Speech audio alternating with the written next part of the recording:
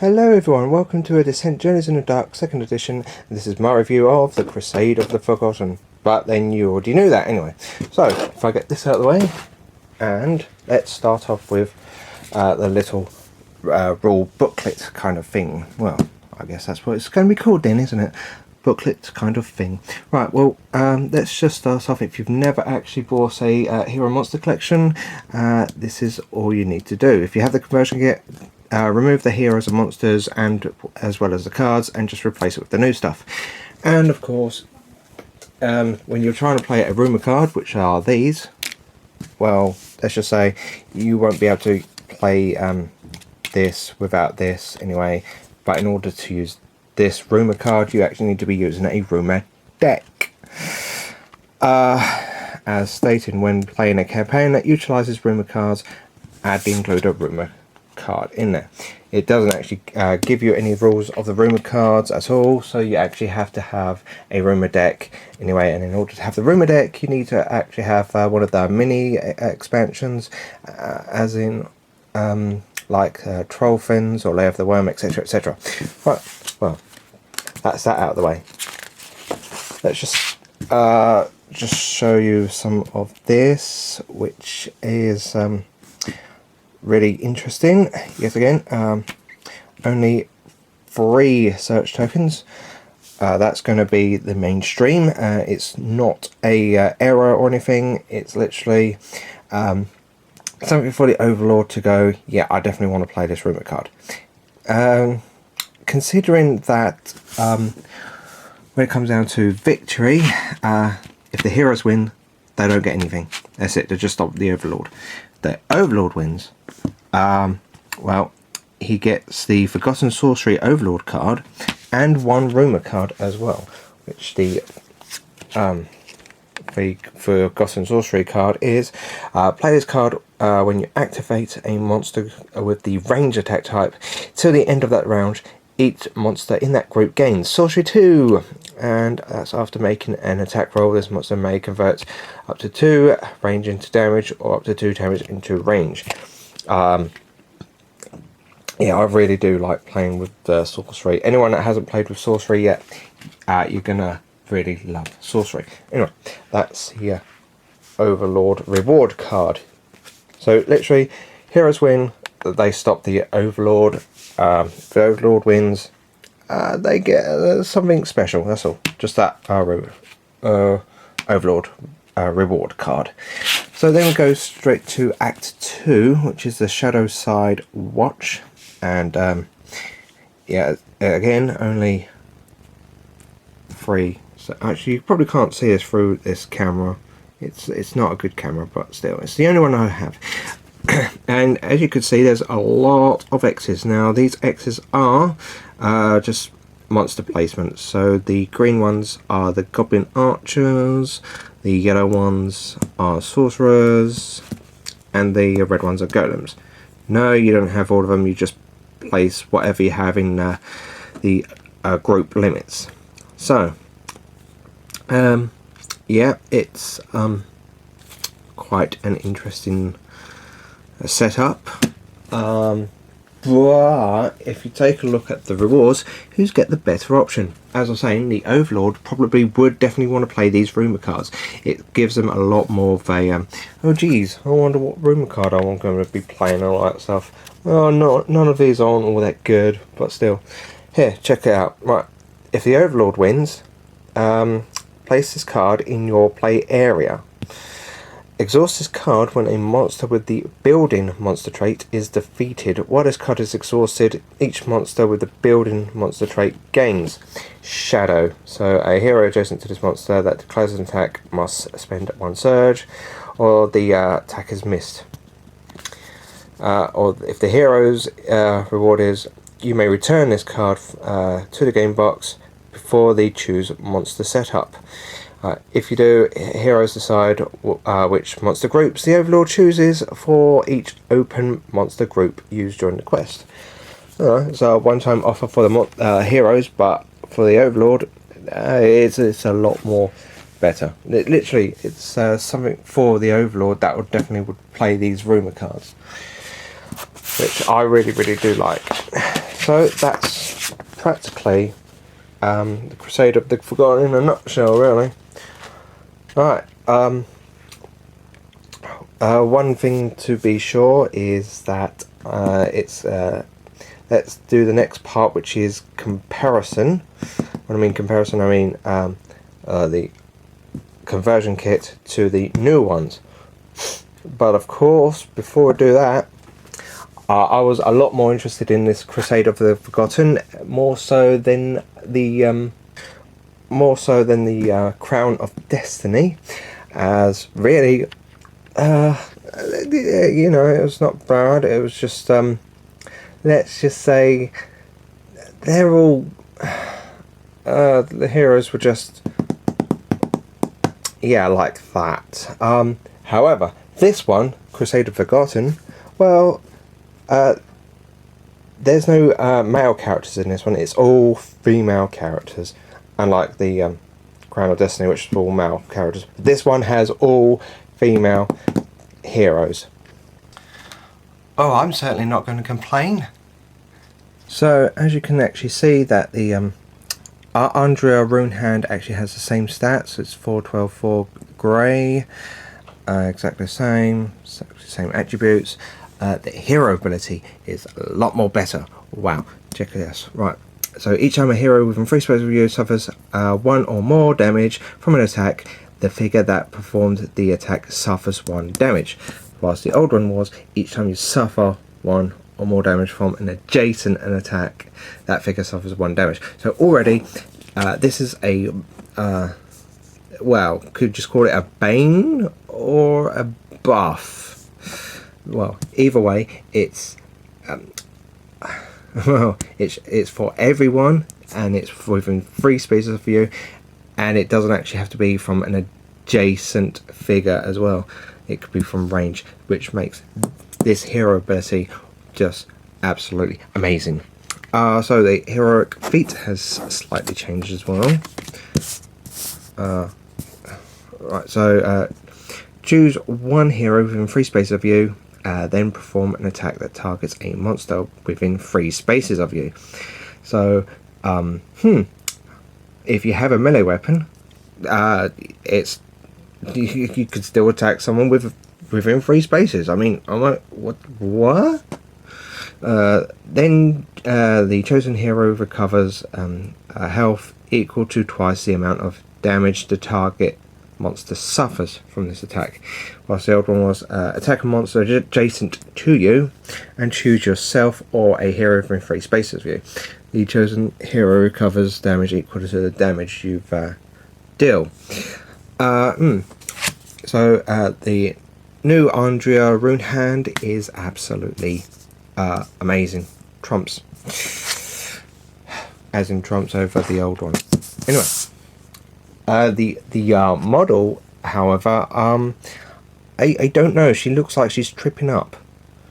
It's just like, oh no, a pebble! Oh no, about to trip up.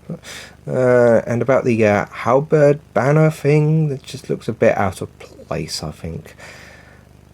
New model is not bad, but at the same time, maybe not as good as the old one, but at the same time I quite like the new one. At the same time, it's so weird. Well, anyway, let's put you to one side.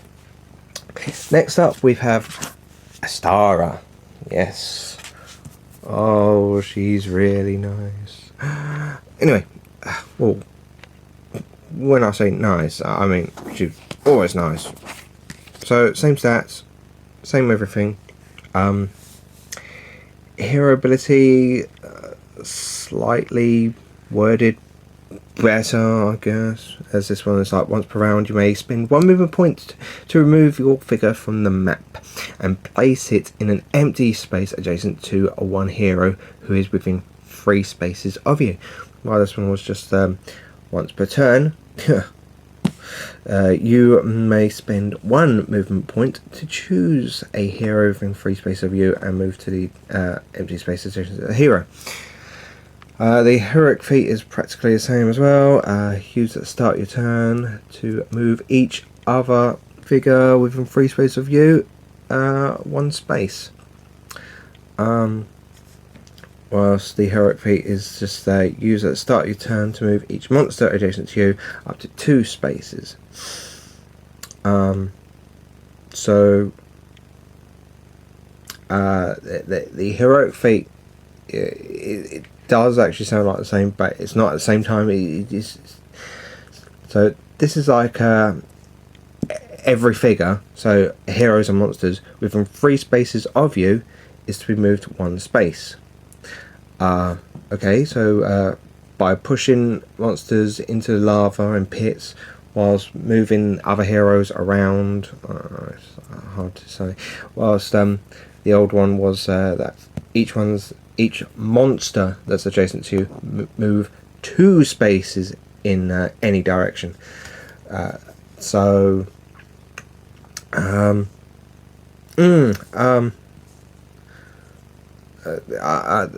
newer one is a lot more better, I would say, than the old one. Whilst moving each monster 2 spaces instead of moving everyone within 3 spaces of you, 1 just space. So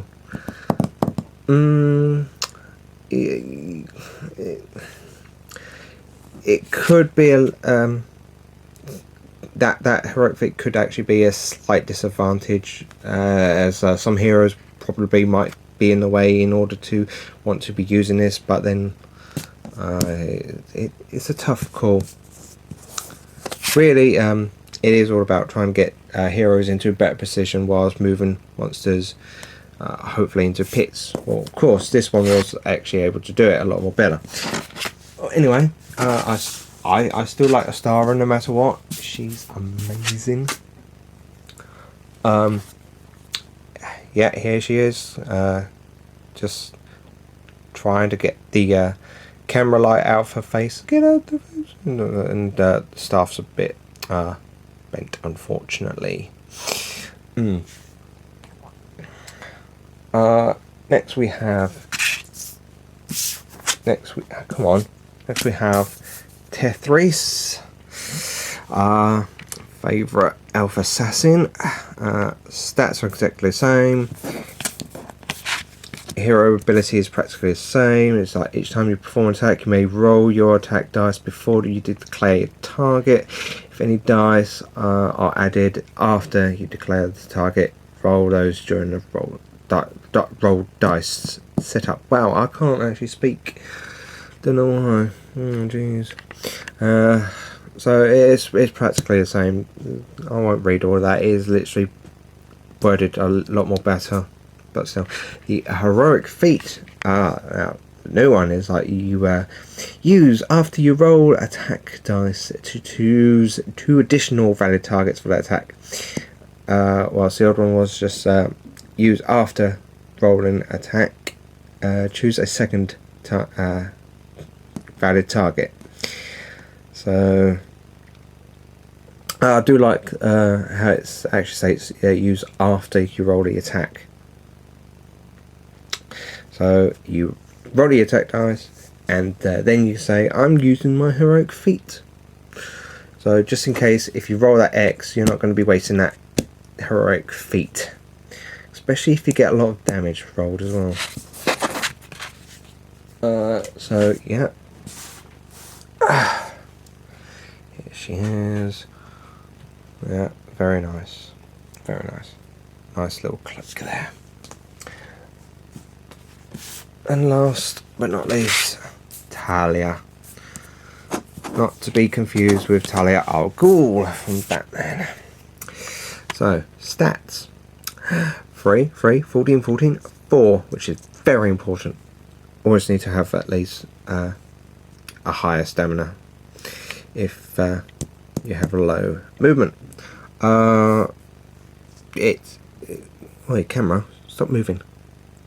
So it's all practically the same. The hero ability, each time you defeat a monster, you gain 2 movement points, which is absolutely awesome. You know, it's like 1 action attack, move 2 spaces just to get to next monster, use a 2nd action to attack, or 1 action attack, next one attack. Well, as long as you defeat both both of them, that's 4 movement points. Or it's actually, it's literally attack one monster, hopefully kill it, 2 movement points, move, just like that. Yeah, excellent. She's almost like a skirmisher then. Yeah, so the heroic feat is practically the same as the old one. So use when a monster starts its activation or moves into adjacent space. Immediately perform an attack that targets that monster. After the attack is rolled, the monster activates, resumes. Unless it's dead. Then, of course, then it's dead. Yeah, Talia is certainly an interesting one. The model, I don't know. It's like she's running, but she's got her body twisted, and it just looks like an awkward pose, really. Next we have the sorcerers. They're practically the same, except for Death Witch. Yes, the old one had Undying, which was if that master died, replace it with a minion. Whilst Death Wish is when this master monster would be defeated, the Overlord may choose one minion master. Minion master?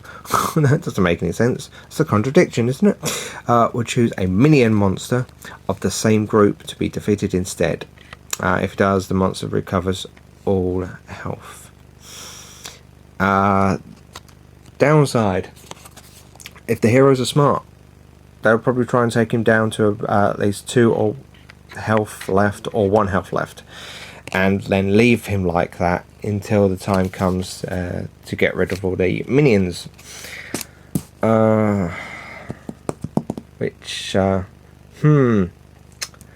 Whilst Undying was, I think Undying is a little bit more better. However, you can actually use the Death Witch a little bit more tactically by placing him in front, whilst trying to block everyone in.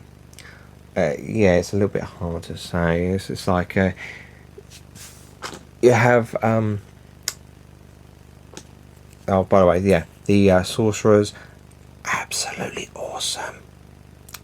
I am really, really pleased with these sorcerers. So you have the master sorcerer there. I know that's a minion, but still, you just have like one big monster here and a minion sorcerer there.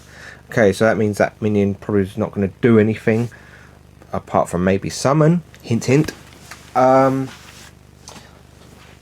Yeah, but you know, it keeps the master alive, and of course, it has sorcery free as well. So yeah, and they're exactly the same with the Act 2 ones. Exactly the same stats.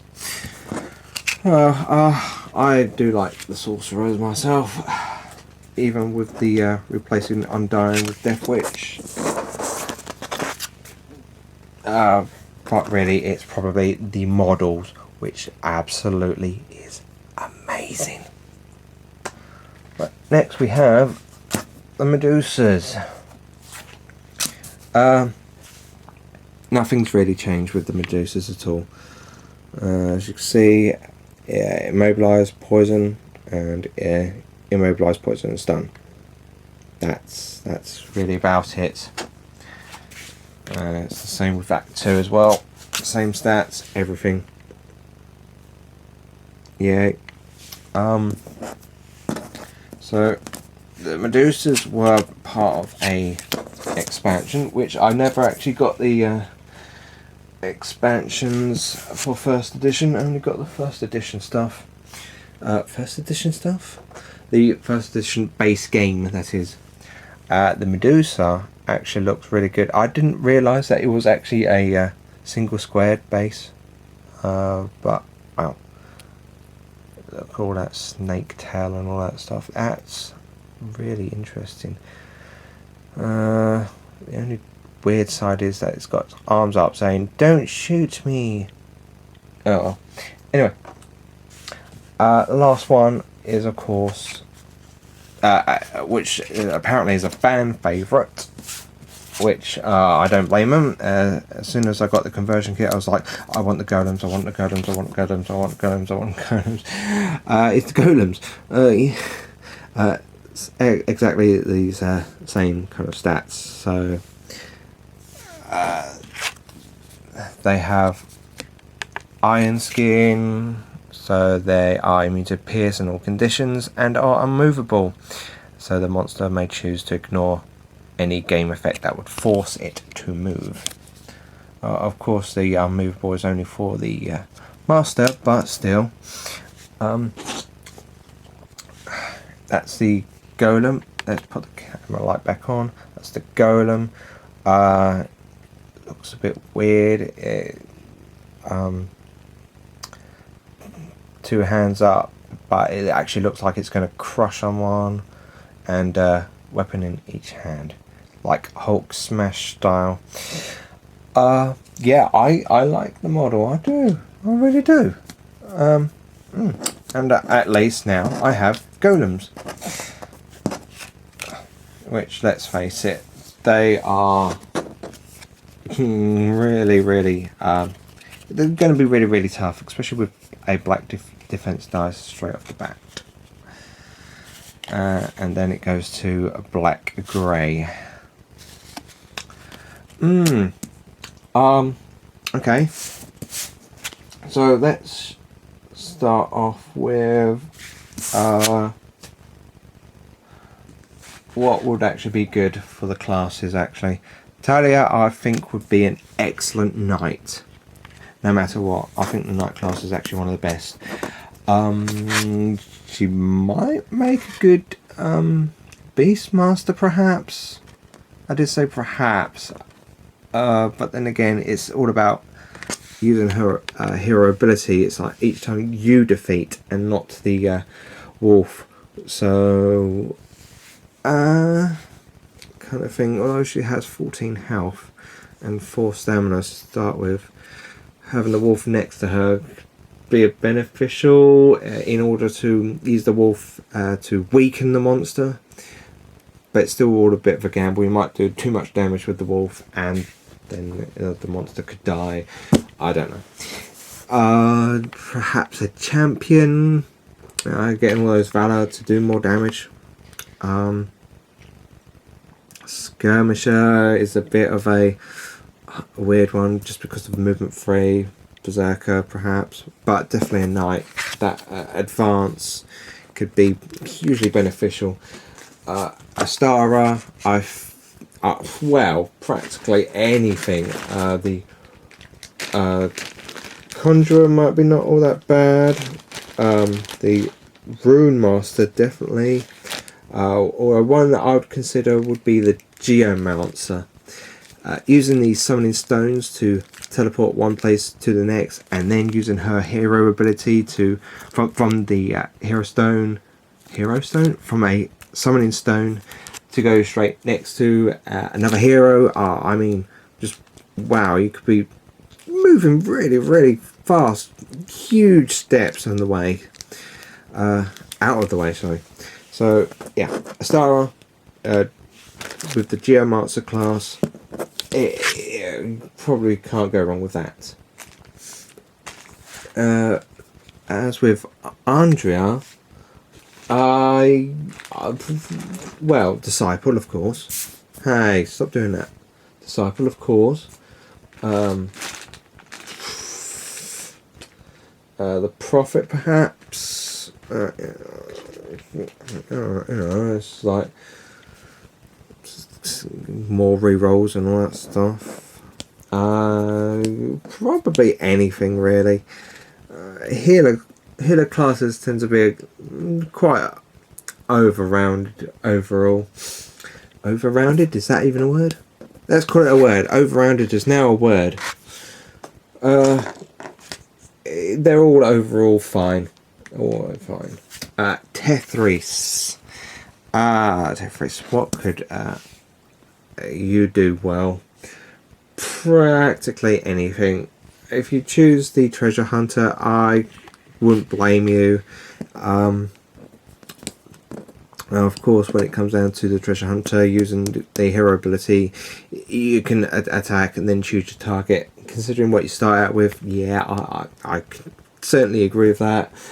Or even using the Wildlander class or the Bounty Hunter class could actually be hugely beneficial, considering that for what you start off with, you get a short range weapon because it's a blue and red. Using that, and of course the tracking as well. I think Bounty Hunter would be great with Tefris. Well, overall, I am quite pleased with the Crusade of the Forgotten, because that's really 2 new heroes that I get to have, as 2 of them were actually from the expansions. 2 new monsters for myself, Medusa, and finally the Golem. It's about time, yay. Yeah, I am quite pleased with the Crusade of the Forgotten. I would probably rate it about an considering there hasn't really been many changes with the monsters, but then that's 2 new monsters from it. I'd probably give it a 8.5 out of 10. If you have the expansions, there hasn't been a lot of changes, only the heroes. I'll give an 8, maybe a 7.5 to 8. All depends. Yeah, I think that's all I have. Thank you very much. Until next time, bye.